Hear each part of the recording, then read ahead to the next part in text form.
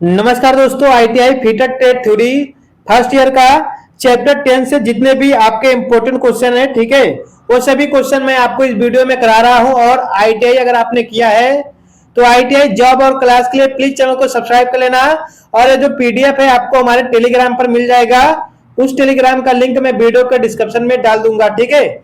चलिए, आज का जो पहला प्रश्न है कि डायल टेस्ट इंडिकेटर का सिद्धांत क्या होता है, ठीक है। तो ऑप्शन है आपका स्लाइडिंग, स्क्रू और नट, रैंक और पिनियन, या फिर वर्म और वर्म बिल। तो ऑप्शन नंबर आपका यहाँ पर सी आपका यहाँ पे राइट आंसर हो जाएगा, रैंक और पिनियन।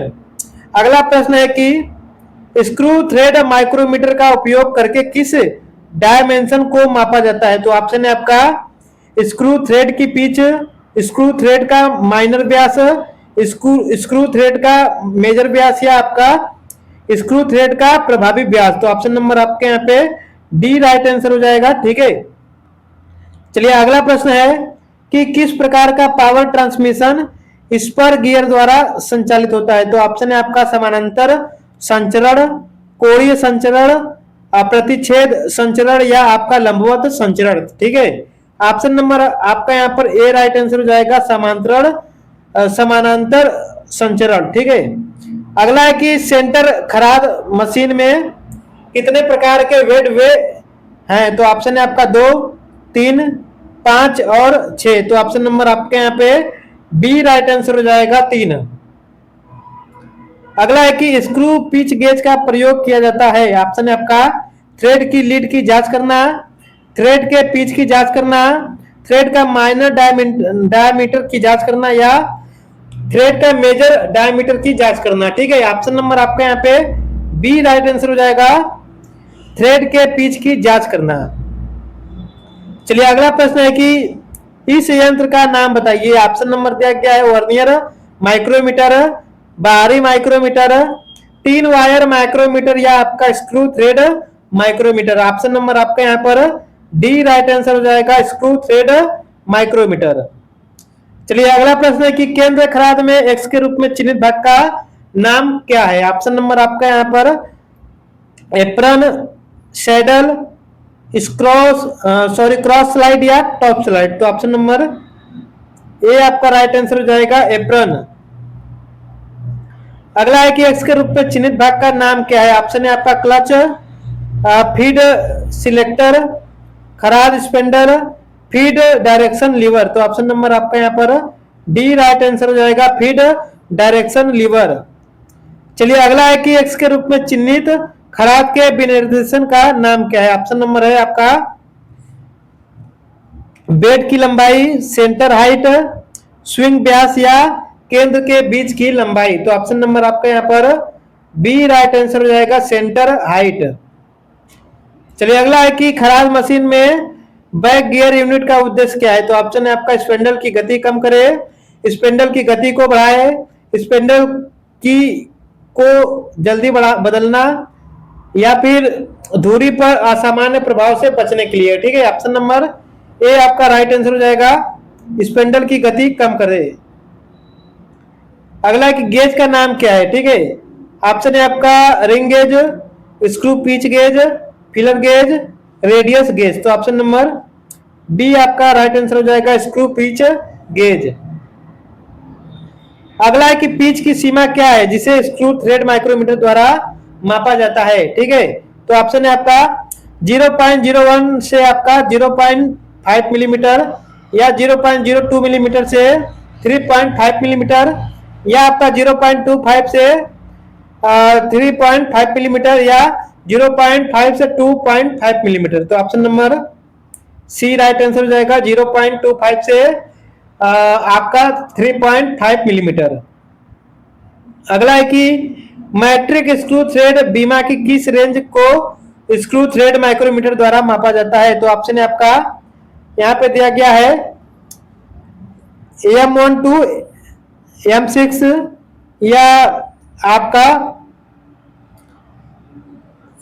M2 से M12, M1 से M30, या M1 से आपका M50, ठीक है। ये आपका माइक्रोमीटर है। तो इसके बारे में बताना है। तो आपका यहाँ पे जो इसका माइक्रोमीटर का जो रेंज होता है, ठीक है, वो आपका option number C right answer होगा 1 से 30 के बीच में, ठीक है। अगला है कि व्यवहार में ऑपरेटर के कौशल को रिकॉर्ड करने के लिए किस चार्ट द्वारा प्रयोग किया जाता है? तो ऑप्शन है आपका परीक्षण चार्ट, लेवलिंग चार्ट, ज्यामितीय चार्ट या प्रदर्शन चार्ट। तो ऑप्शन नंबर डी आपका राइट आंसर हो जाएगा प्रदर्शन चार्ट। चलिए अगला है कि किस बियरिंग का भार इसके अक्ष के समांतर होता है? ऑप्शन है आपका नीडल बियरिंग, थ्रस्ट बियरिंग, सादा बियरिंग या आपका स्प्लिट बियरिंग। तो option number B right answer हो जाएगा थ्रस्ट बियरिंग।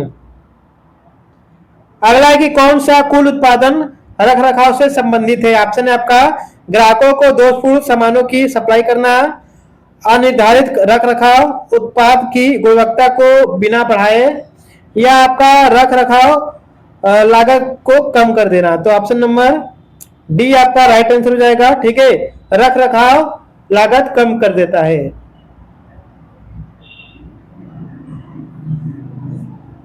अगला है कि लीन विनिर्माण ओईई के उच्च स्तरीय सूत्र क्या है? ठीक है, तो ऑप्शन है आपका उपलब्धता इंटू मात्रा इंटू गुणवत्ता या आपका उपलब्धता इंटू उत्पादकता गुणे गुणवत्ता, ठीक है, या आपका उत्पादन आउटपुट इंटू गुणवत्ता या उपलब्धता या आपका उत्पादन आउटपुट इंटू मात्रा इंटू गुणवत्ता। तो ऑप्शन नंबर बी आपका यहाँ पे राइट आंसर हो जाएगा। चलिए अगला है कि असेंबली तकनीक की विधि को पहचाने। ऑप्शन है आपका डोवेलिंग, पिनिंग, पिनिंग या स्टेकिंग। तो ऑप्शन नंबर ए आपका राइट आंसर हो जाएगा आपका डोवेलिंग। अगला है कि बोल्ट के प्रकार की पहचान करें।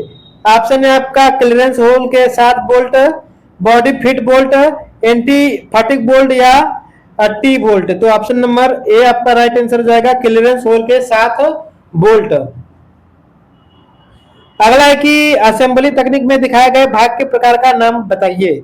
ऑप्शन है आपका यहाँ पे taper pin, slipped pin, quarter pin या स्प्रिंग पिन। तो ऑप्शन नंबर आपका यहाँ पे सी राइट आंसर हो जाएगा क्वार्टर पिन। चलिए अगला प्रश्न है कि असेंबली तकनीक में डावेल का प्रयोग क्या है? तो ऑप्शन है आपका दो या दो से अधिक भागों की सटीक स्थिति या एक साथ घटकों की सुरक्षित करना या ड्रिलिंग की आवश्यकता को समाप्त करे या फिट की दक्षता बढ़ाए। ऑप्शन नंबर ए आपका राइट आंसर हो जाएगा दो या दो से अधिक भागों की सटीक स्थिति। अगला है कि किस रखरखाव रिकॉर्ड में मशीन के चालू होने की तारीख का उल्लेख है? तो ऑप्शन है आपका निरीक्षण जांच सूची, उपकरण रिकॉर्ड, उत्पादन की नियमावली या सर्विसिंग मैनुअल। तो ऑप्शन नंबर आपके यहाँ पे बी राइट आंसर हो जाएगा उपकरण रिकॉर्ड। अगला है कि बुनियादी रखरखाव में मशीनरी के टूट फूट को रोकने के लिए की गई गतिविधि का नाम क्या है? तो ऑप्शन है आपका रूटीन रखरखाव, निवारण रखरखाव, मरम्मत की गतिविधि या निरीक्षक गतिविधि। तो ऑप्शन नंबर आपका यहाँ पे बी राइट आंसर हो जाएगा निवारक रखरखाव। अगला है कि स्प्रिंग पिंस का प्रयोग क्या है? तो ऑप्शन है आपका आसान से भागों की असेंबली और आपका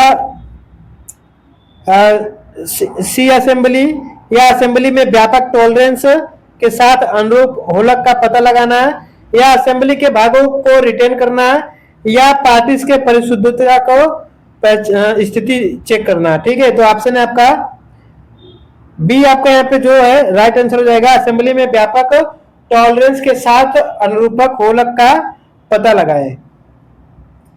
अगला है कि असेंबली में कौन सा बोल्ट वर्कपीस के बीच सापेक्ष चालक को रोकता है? तो ऑप्शन है आपका anti fatigue bolt, T bolt, body fit bolt, self locking bolt. तो इनमें से आपका सी राइट आंसर हो जाएगा बॉडी फिट बोल्ट।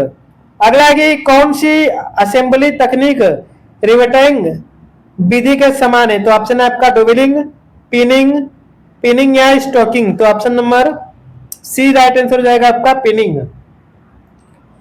चलिए अगला प्रश्न है कि एल्युमिनियम मिश्र बियरिंग और जर्जल के बीच आंतरिक क्लियरेंस क्यों दी गई है? तो ऑप्शन है आपका उच्च तापीय विस्तार पर काबू पाने के लिए, लीनियर विस्तार पर काबू पाने के लिए, गुणांक विस्तार पर काबू पाने के लिए, या स्वतंत्र रूप से प्रवाह करने के लिए, स्प्रेहट पर काबू पाने के लिए। तो ऑप्शन नंबर आपका यहाँ पे ए राइट आंसर हो जाएगा।